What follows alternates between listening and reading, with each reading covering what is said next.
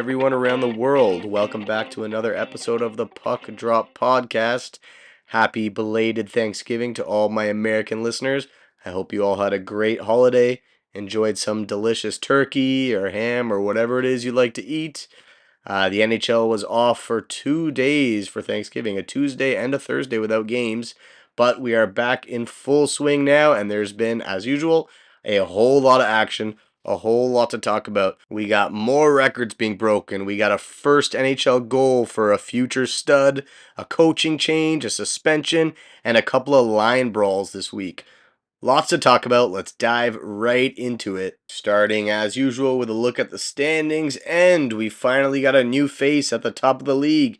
The New York Rangers now have the best record in the NHL, 15-4-1 in their 20 games for 31 points, tied with the Bruins, but they've got a game in hand, putting them just ahead in point percentage. And in fact, there was a pivotal game between these two top teams, the Rangers and the Bruins this week.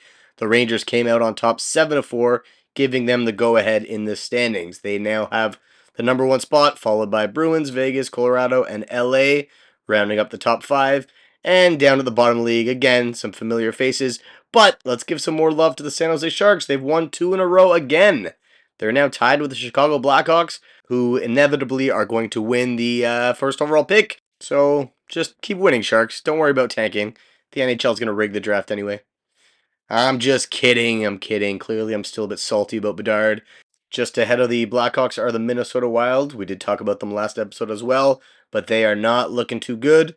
And I alluded to it not too long ago, start of the episode, so I might as well talk about it right now.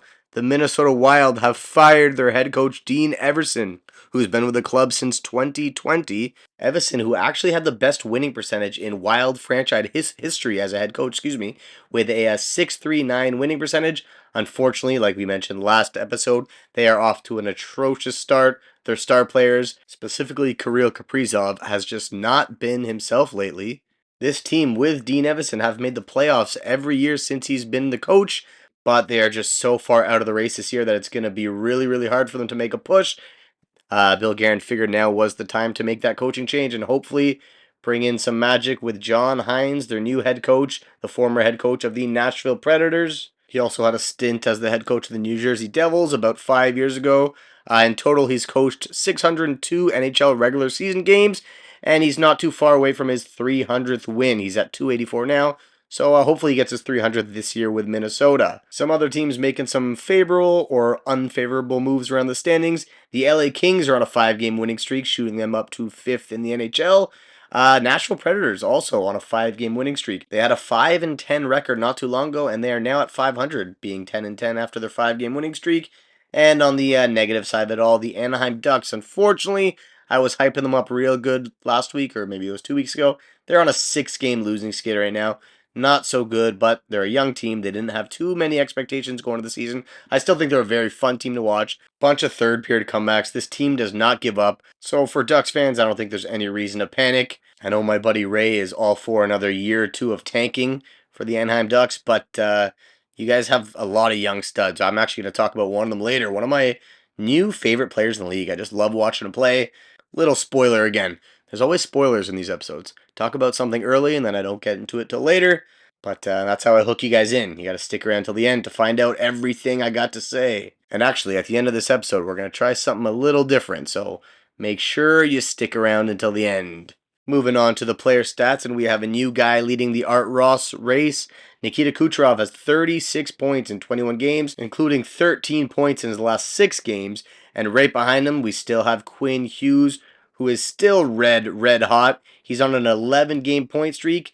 And mentioning the point streak, now that Nylander and Panarin both have had their first pointless games of the season, Quinn Hughes has the longest point streak in the NHL right now at 11 games. He's got 17 points in those 11 games for 33 on the season, tied with teammate JT Miller. So both of them sitting in second place in the scoring race. And moving over to goals, last episode we mentioned Kyle Connor quietly leading the league in goals with Austin Matthews at 14. Well, since then we have 3 players that have leaped both these guys. Nikita Kucherov, who we mentioned, Sam Reinhart, and Brock Besser all now have 15 goals, leading the way for the Rocket Richard Trophy race. Sam Reinhart, who deserves to be mentioned, is having a career year. He's only finished one season over a point per game, and that was 2 years ago when he had 82 points in 78 games. This year, he's gotten 27 points so far in 21 games, including those 15 goals. He's having a hell of a year. He's leading his Florida Panthers in points by a fairly wide margin. I'm happy for this guy. I always remember looking back at his draft year where Leon Draisaitl went one pick after him, third overall, and just always making that comparison between the two. Thinking if Buffalo would have taken Leon, how much better they'd be. He's such a better player than Sam Reinhart. Well, this year Reinhart's breaking out, and he deserves to be mentioned as one of the most underrated players in the league because honestly, you don't hear a lot of guys talking about this player, and well, he deserves some recognition now. So good for you, Sam Reinhart. I hope he keeps going. Funny little note about that 2014 draft class. First overall, Aaron Ekblad. Second was Sam Reinhart. Third, Leon Draisaitl. And fourth, Sam Bennett. Florida Panthers have 3 out of the first 4 picks from that draft class currently. Funny little tidbit there. And now, onto some great news for all hockey fans. Maybe less so Calgary Flames fans, but McJesus has woken. He's gotten 12 points in his last 4 games, including a 5-point game this morning. This morning for me here in Korea. Last night, I guess, for you guys back home in North America. And he's got 9 points in his last 2 games. So he's red hot. He's finally himself. I hope this keeps going. It actually brings me to a question a buddy of mine asked me the other day. Do I think McDavid can still win the scoring title? And my quick and simple answer to that is yes, of course. It's McDavid. He can do anything. This guy can walk on water if he wants to. He's done some incredible shit in the last few years. He's always blowing everybody's mind. And when the Oilers were struggling, which they still kind of are, and people were kind of putting a bit of the blame on him and Drive for not being insanely good like they always are. His numbers were not even that bad. He was still always a point per game, which is funny because that is McDavid struggling. Him at a point per game is not normal. He should be nearing 2 points per game. But I definitely think he can still win the scoring race. He was never that far out of it.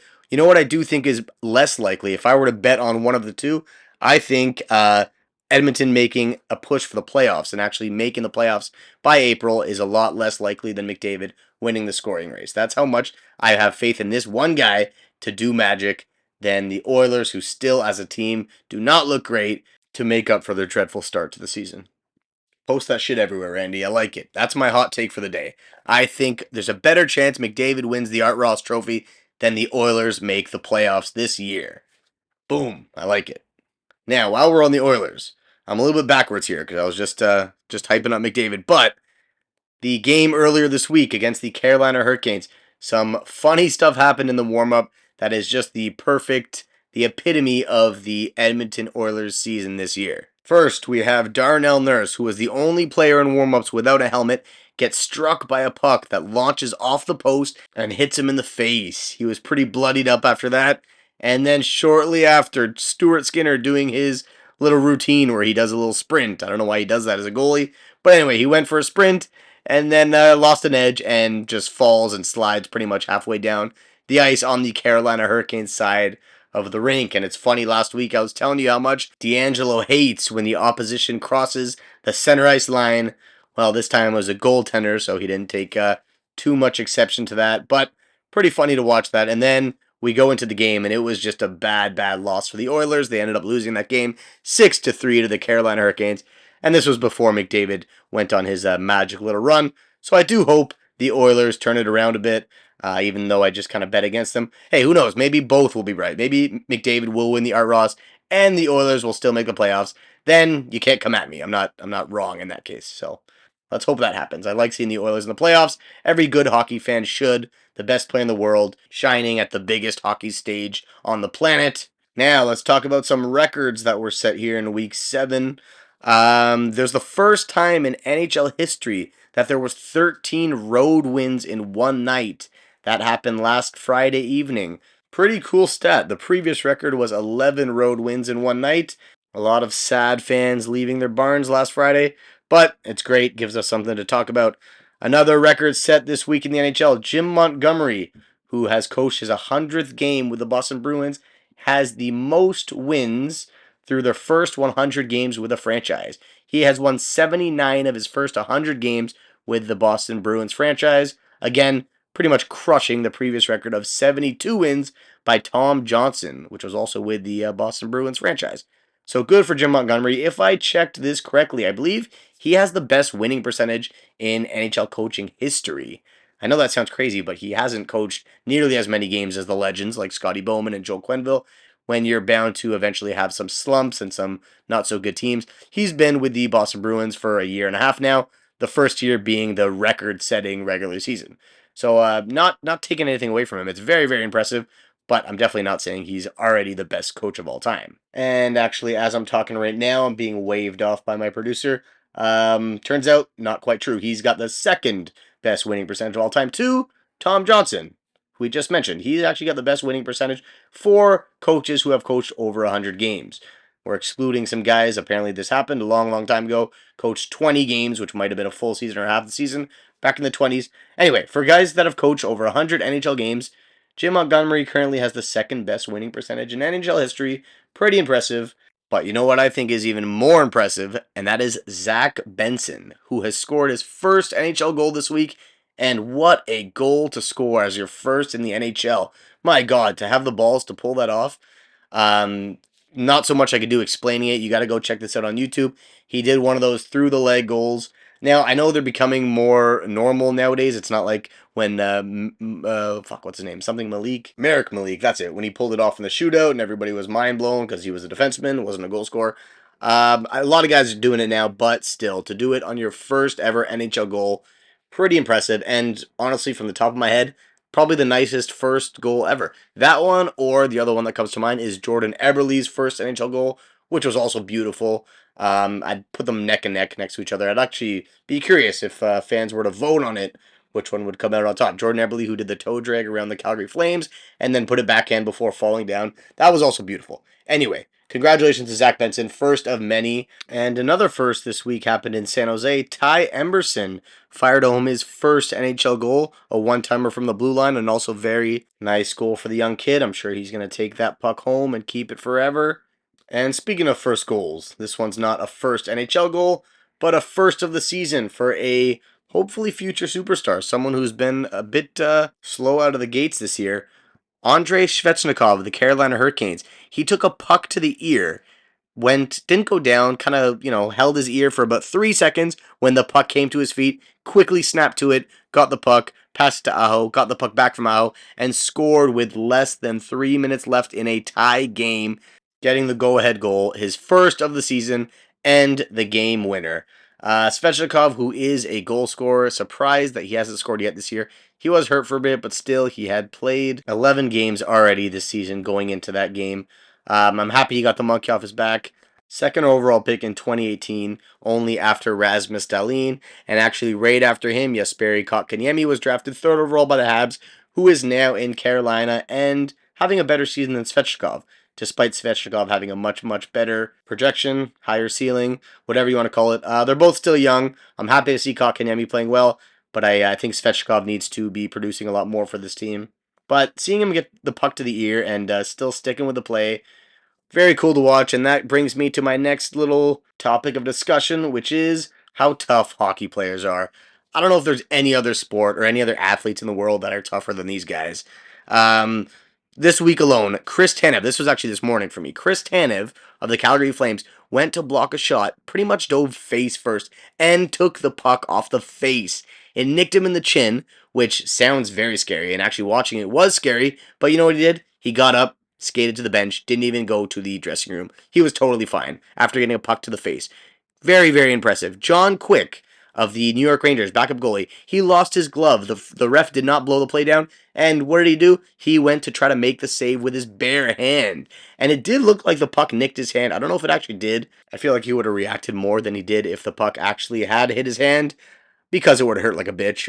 But either way, the fact that he didn't back down, these guys will put their bodies on the line to do their jobs. They'll put their bodies on the line and they'll sacrifice some teeth.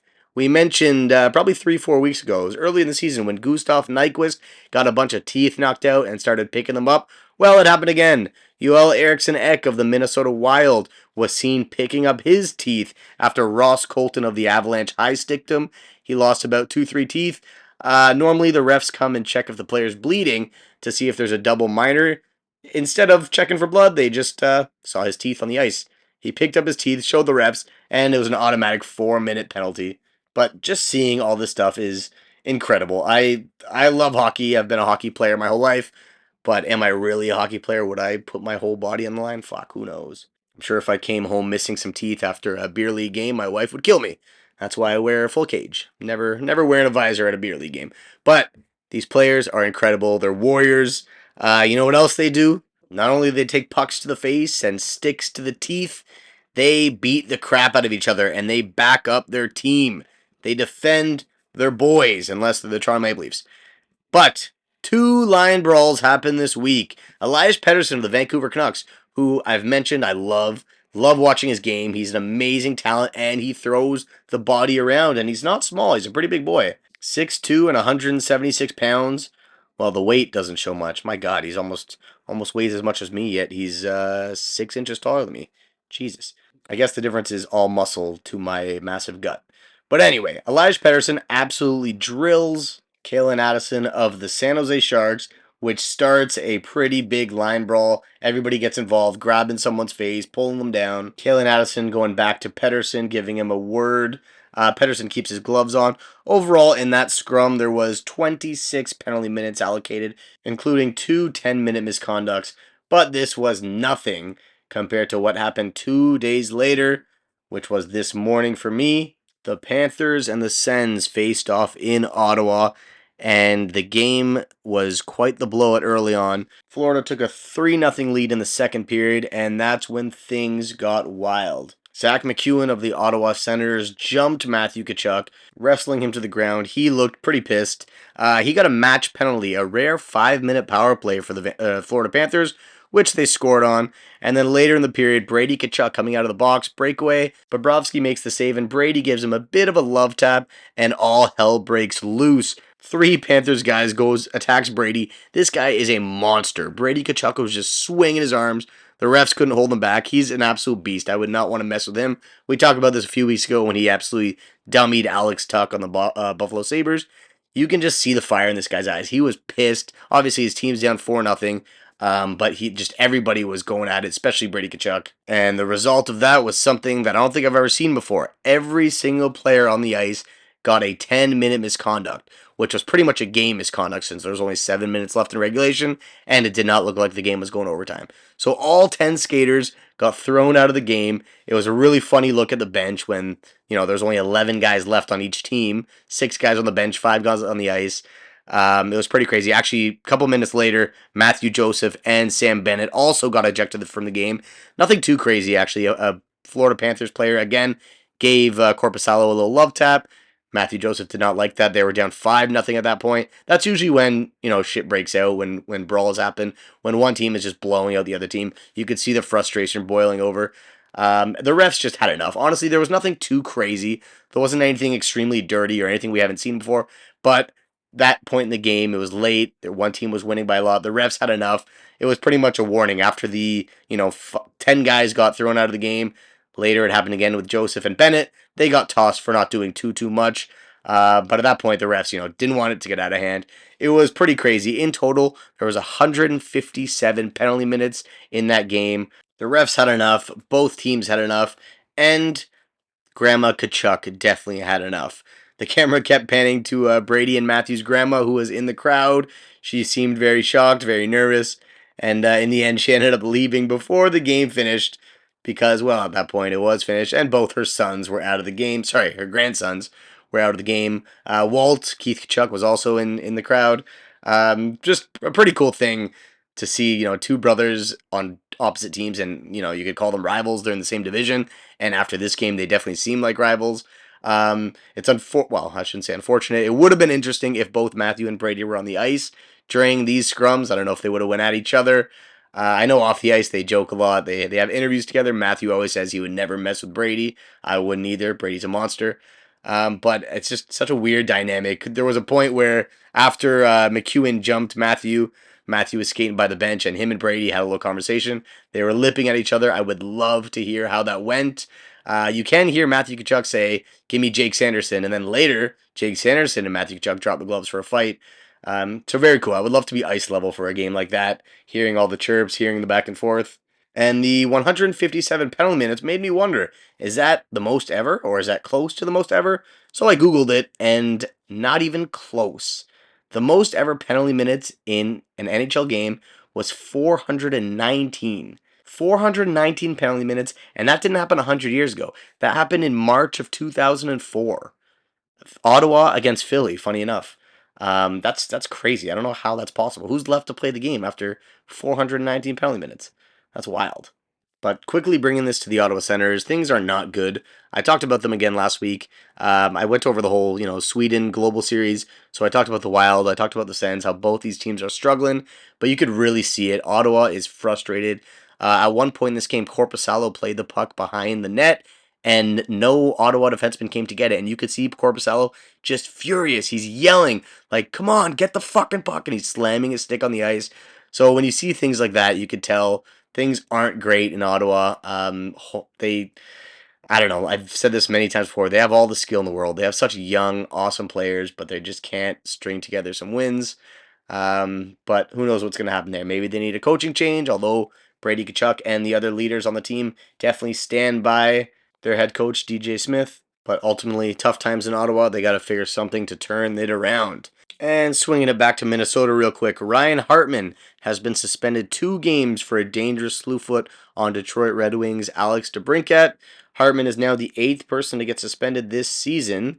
And also Jacob Trouba, who had a pretty wild slash to the head of Trent Frederick in Boston. He did not get suspended. However, he did get a $5,000 fine, which is the maximum fine under the new CBA. Trouba, who's just been a force all year, just bullying teams with big, big hits.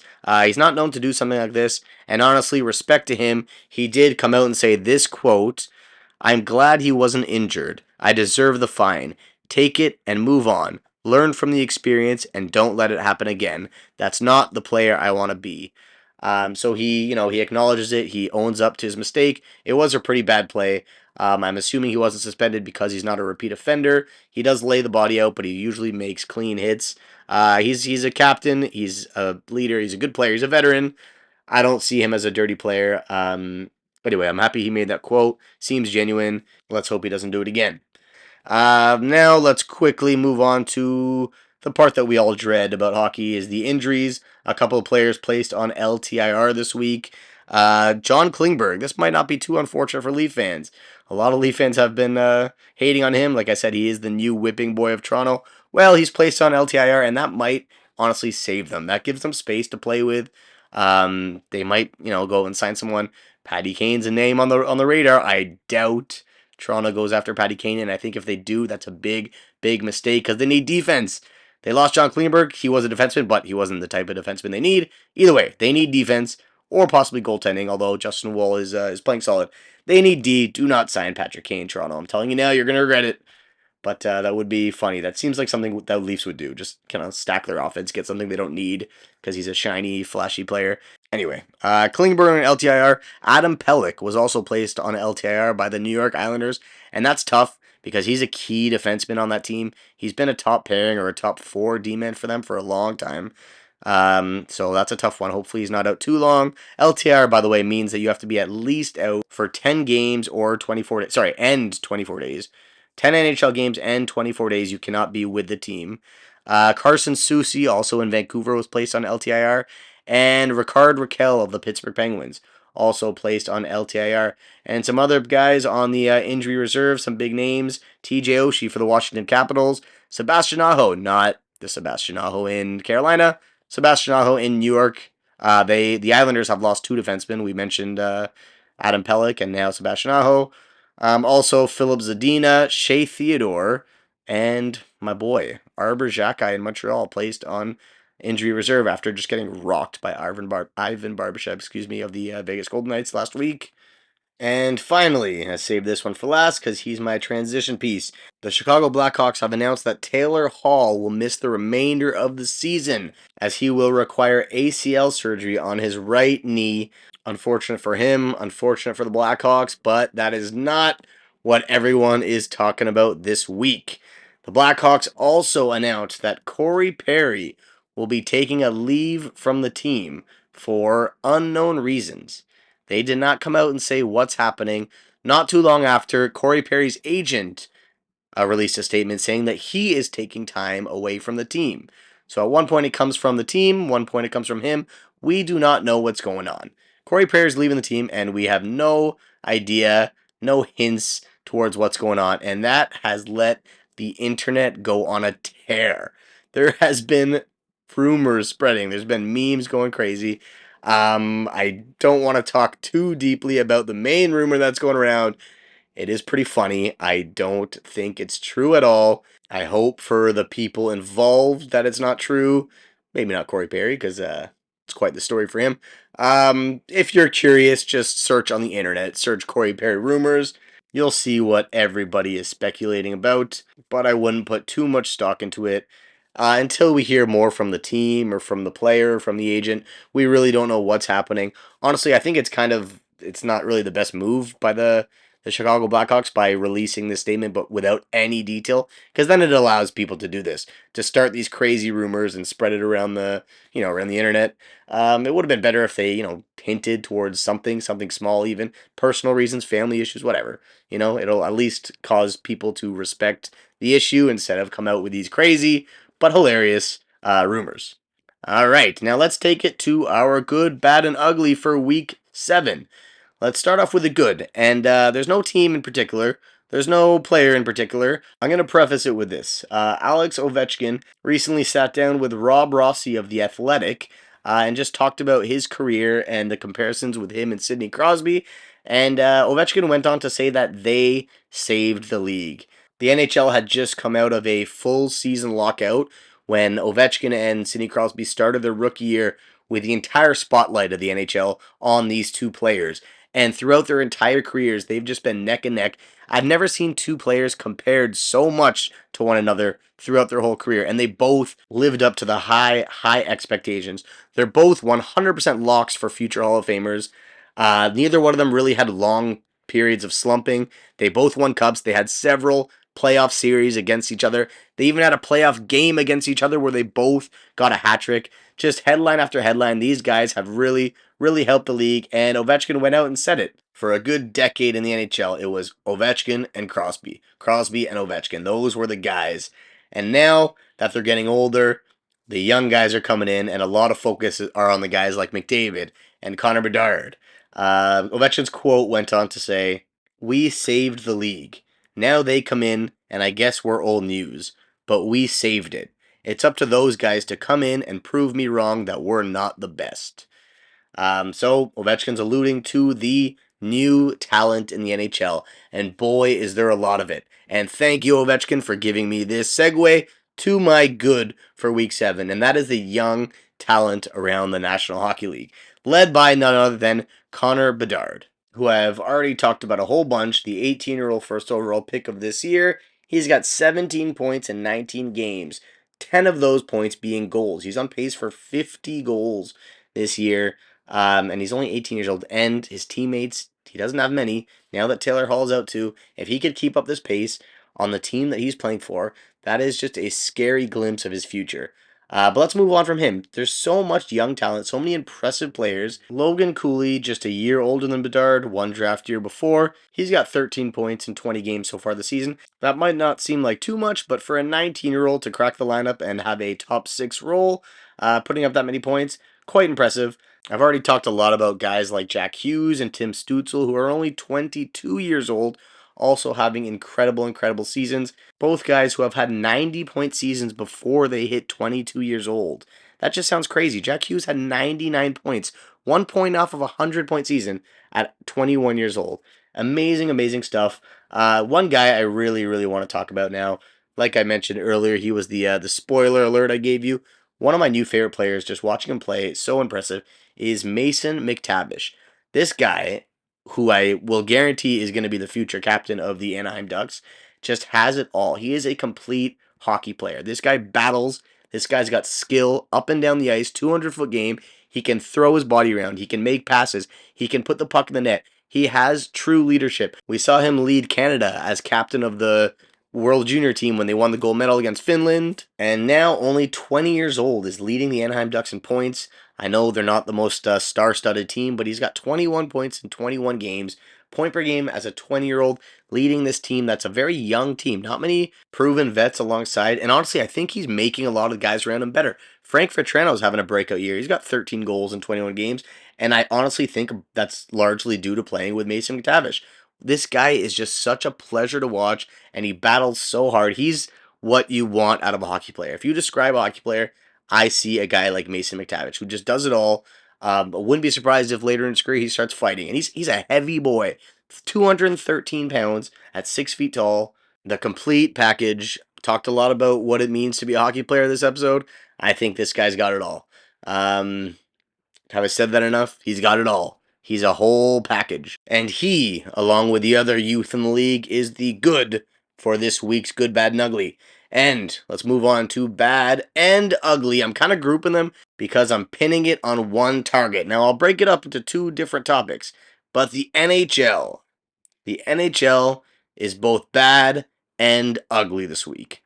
Let's start with bad. It's not as bad as what I'm about to get to next, but I want to talk about their highlight package, okay? Now, don't get me started about NHL TV, which I've just been hearing a whole lot about how awful it's been. And I remember I used to have it a few years back, and I just hated how bad it was. There were streams on the internet that were much, much better. And I heard, I don't have it this year, I heard it hasn't gotten much better at all. So, NHL, you're charging people to pay for this package to have year round, and there's just so many kinks that they haven't figured out. They got to work on that. But from my point of view, something I do see all the time, and I just can't understand how they haven't improved this, is their YouTube game recaps. Now, I love the idea. It helps me a lot. If I don't have time to watch a game in full, I'll go on YouTube and watch the recap. Now, the NHL does this and Sportsnet. I think those are the only two YouTube channels that really show the game recap. They do it in 10 minutes. Love the idea, but it's just ridiculous how many mistakes they have in these videos. They skip out on such key parts of the game. Now, I've actually had this written down for a couple weeks now. I wanted to bring it up earlier, but to be honest, I'm saving it for this week because this week I don't really have any teams to bash on, okay? So I'm using it this week.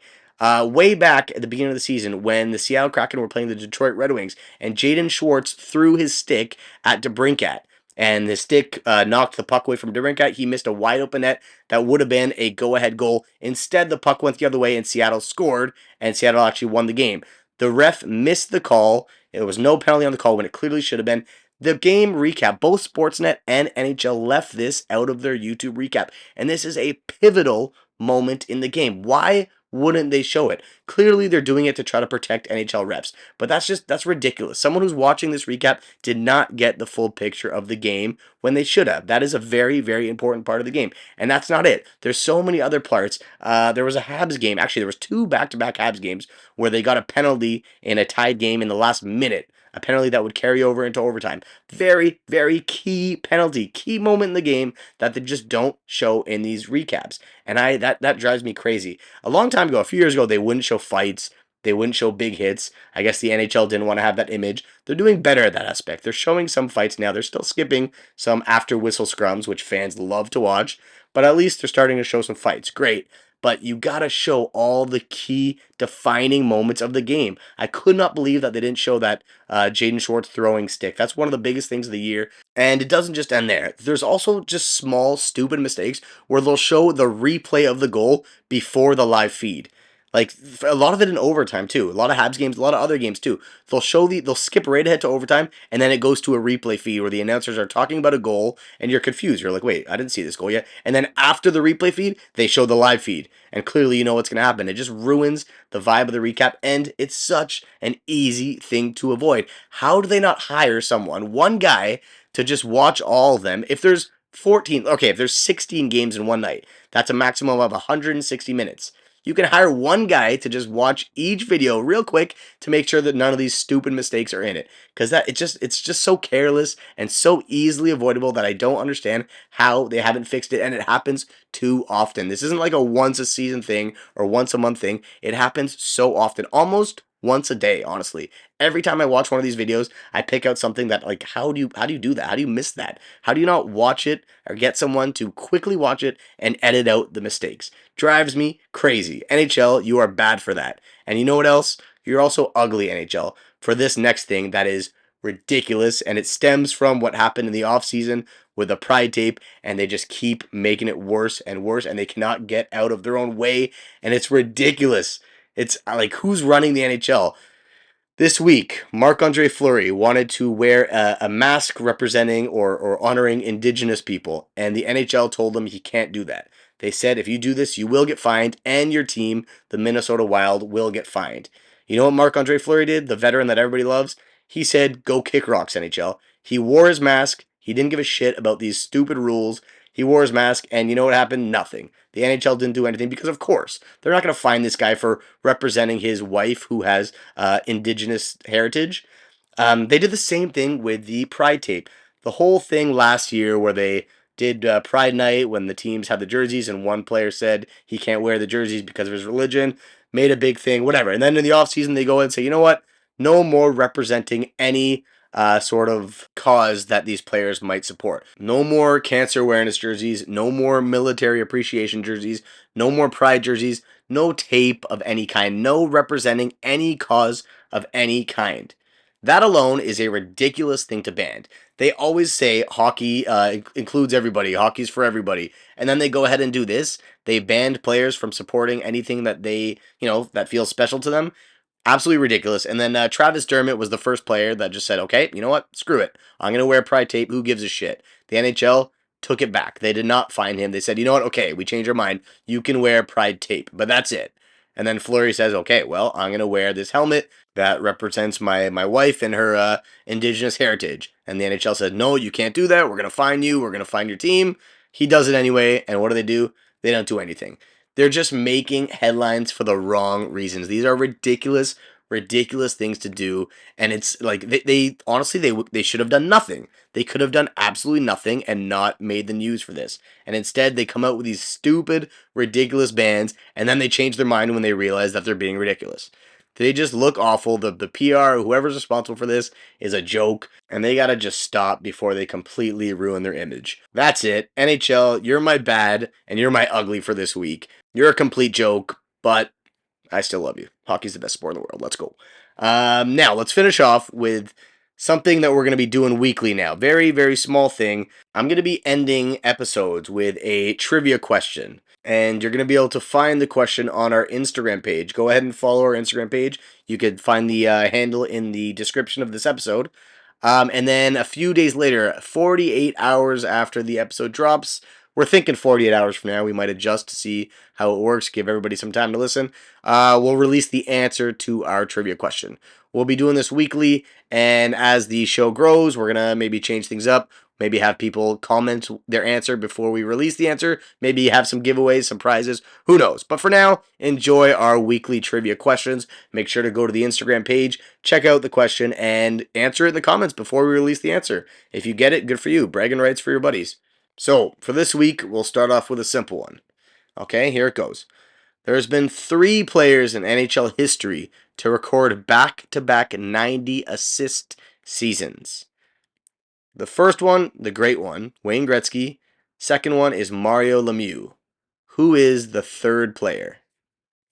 All right, so go ahead, follow our Instagram page, comment the answer if you think you know it, and that's how we'll leave it for this one, all right? Thank you all for tuning in. We are 7 weeks into the NHL season, a quarter way through, and we're almost in December. People are going to start putting up their Christmas decorations. Christmas music will be coming soon. Don't worry, I won't be putting it on the pod yet. Not until Christmas week, that is. But keep tuning in. Keep watching hockey. It's a great time to be a hockey fan. I'll say it every day if I have to. Thank you all for listening, and we'll catch you next time. Picture this, I'm a bag of dicks, put me to your lips. I am sick, I will punch a baby bear in his shit. Give me lip, I'ma send you to the yard. Get a stick, make a switch, I can end the conversation real quick. I am crack, I ain't lying, kick a lion in this crack. I'm the shit, I will fall off in your crib, take a shit. Hit your mama on the booty, kick your dog, fuck your bitch. That boy dressed up like you Santa and took pictures with your kids. We the best, we will cut a frowny face in your chest, little wench. I'm unmentionably fresh, I'm a mensch. Get correct, I will walk